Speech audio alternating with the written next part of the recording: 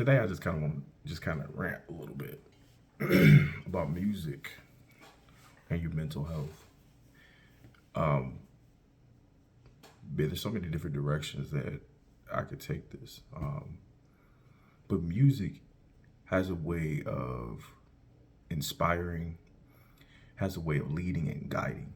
And there's a responsibility with music that we don't even realize because people hear things and they do things based off what they hear.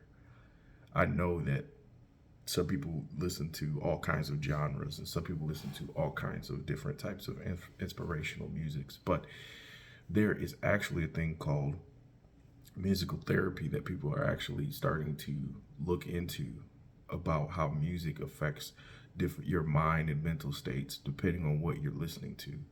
If you've ever been to Spotify or anything like that, you'll see that there are there are different genres to put you in a mental state. So like you can go to the focus channel if you want to listen to different frequencies and different kinds of vibes. And I have explored this stuff a little bit, and I realized that it really does affect your mental states. It does affect your mood. Have you ever listened to something and it just made you angry, or you ever listened to something that made you put you in a mindset of, hey man, I want to go party. Like, hey man, I just want to chill. Like, you're not gonna play ACDC Thunderstruck, or you're not gonna play Yo Gotti when you're trying to go to sleep. I hope not. I mean, some people do, but it just depends on who you are and what kind of vibe that it is that you're bringing. But for me, in my experiences, man, it's like you really have to filter that kind of thing, man, depending on what your goals are, where you are mentally. Some things you just can't handle. Like there's certain musics now, man, like that I used to listen to, man, I can't even hear. I can't even listen to it now. It's hard. It started, like, I actually started in college, man. I started making Facebook posts about content. As music started to progress, it actually started to me to become very grotesque. Very, the message was no longer about the struggle, but about the nastiness of life and the exploitations that that we're into. And I personally was just kind of done. I was done. And so I was left with, my outcast, and that was about it. Because even though, yes, some of the content was a little strange, but the message wasn't. The message was overall pretty lateral in my exceptions. Yes, there was cursing, and yes, there was vulgarities, and yes, there was this separation from the absolute truth, but I still rocked with it. It didn't put me in a mental state that had me out here wanting to rob a bank or wanting to do drugs, or wanting to mosh, or wanting to run my car into a ditch, or anything like that. Um, it's very interesting. When I realized how the impact music had on me was, I remember throwing the shot put, and it's kind of a personal story. I remember I used to listen to Young Jeezy Thug Motivation 101. As soon as it hit, hey, you gotta believe, you gotta believe.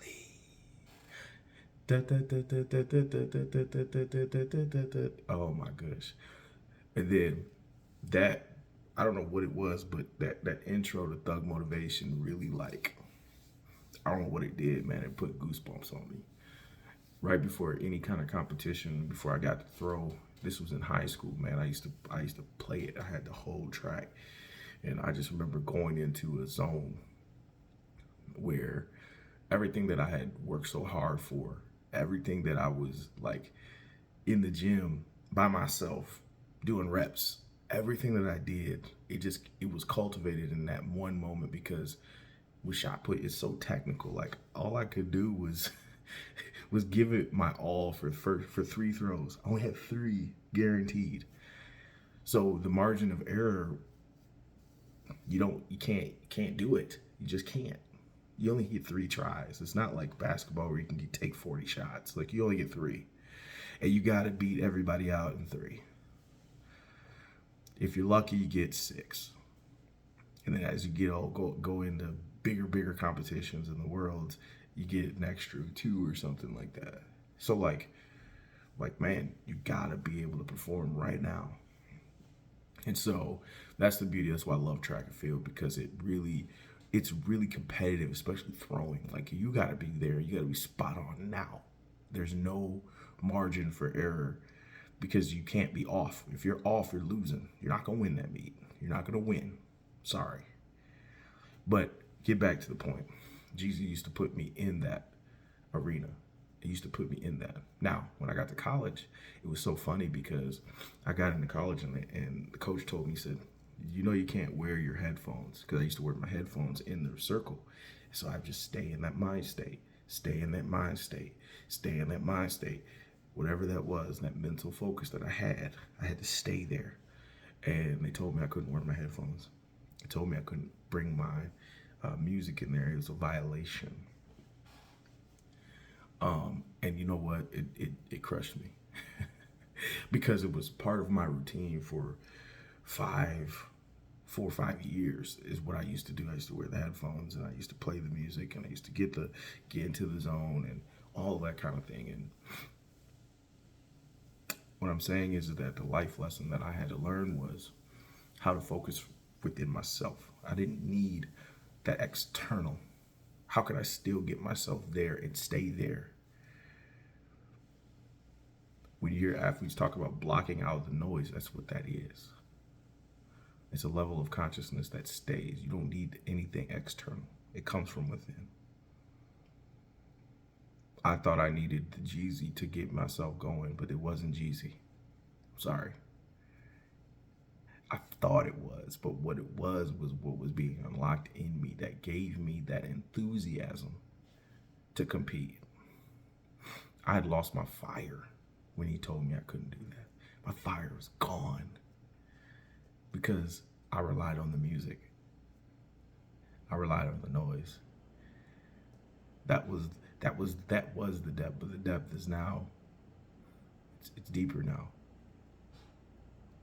It has nothing to do with the noise. So this is not a bash on secular music. This is not a bash on any kind of music that motivates you guys. What it is find something within yourself that's deep, so that motivates you. Find it. Get yourself in that place where you can just sit down and focus. Where you know what the goal is, you know what the end is. If the goal is to win, go win. If the goal is to write that book, go write it. If the goal is to be a billionaire, go be a billionaire. Put billionaire ideas out there. What does that look like for you?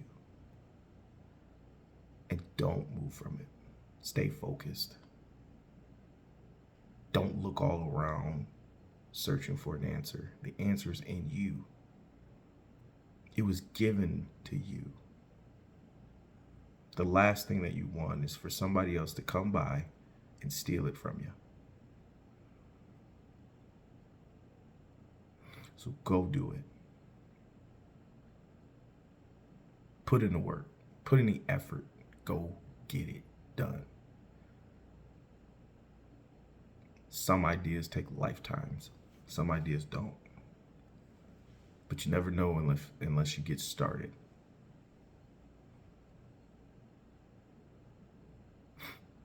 So motivation comes in all different facets. Comes in all different forms too. For me, it was music.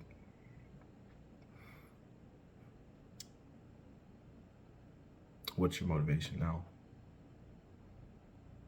Sometimes it's looking at your son in the face, looking at your wife, realizing that if you fall, they are impacted. Sometimes that can motivate you too. Sometimes if you go out into certain areas and you see poverty, that's motivation. Motivation for you to change something, motivation for you to get out and do something about it. You see potholes across the city. Why is it like that? Go do something about it. If it moves you, do it. You don't know what's on the other side of that when you move on it. Because it's obviously an area where nobody's paying attention to but you.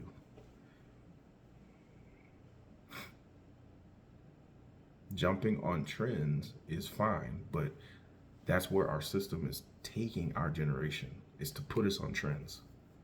It's to put us on a trend. Everybody jumps on the trend, right? And then once the trend is no longer trendy, it's dead.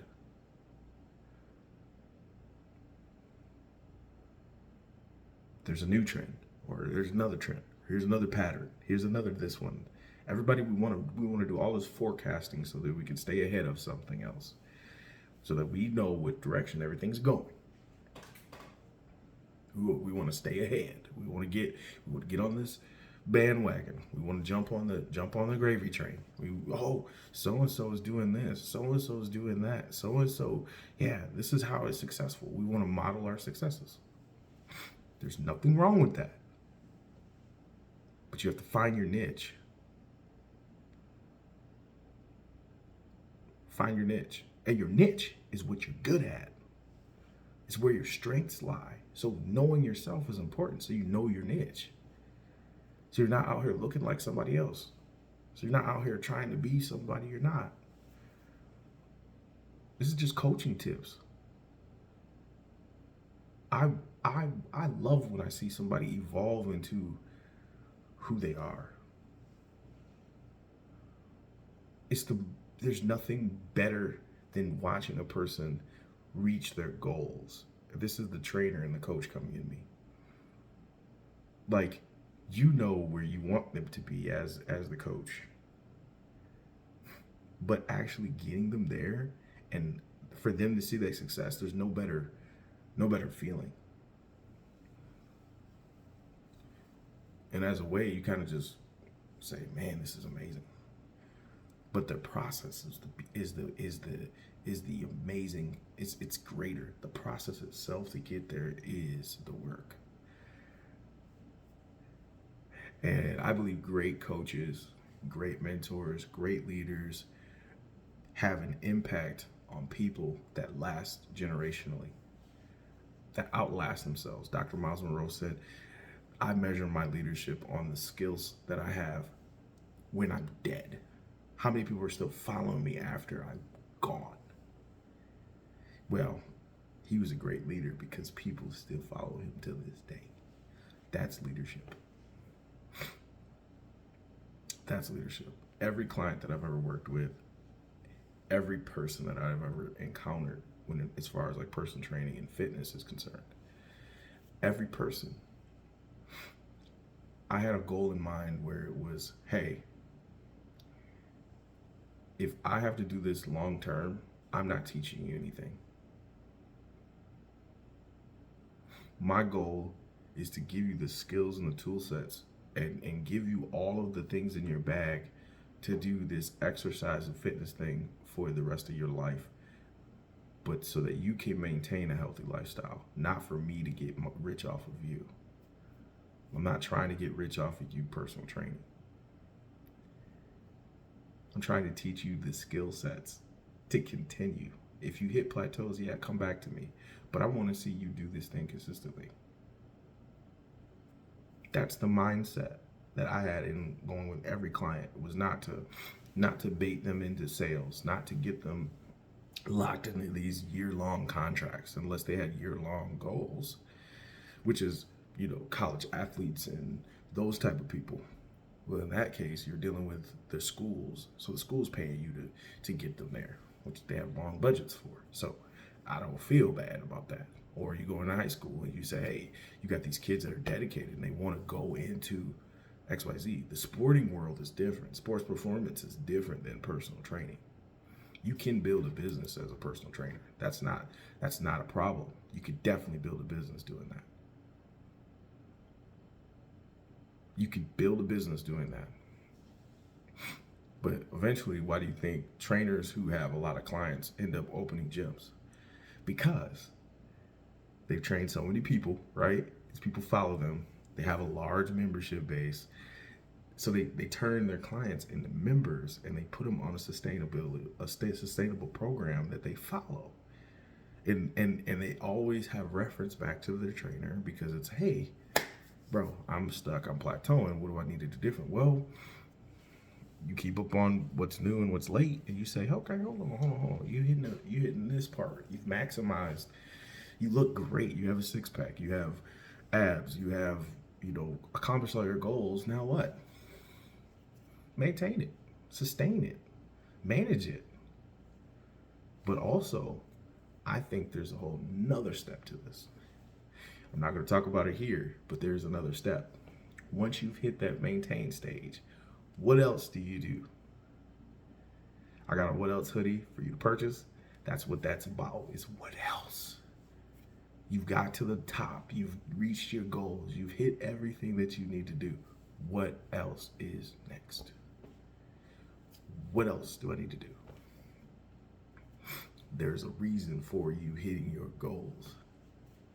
There's a reason for you. So what else is next? What's next? What else can I do? Where do I go?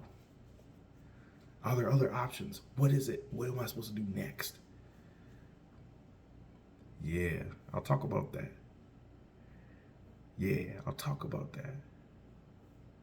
What is next? What else can I do? Stay tuned.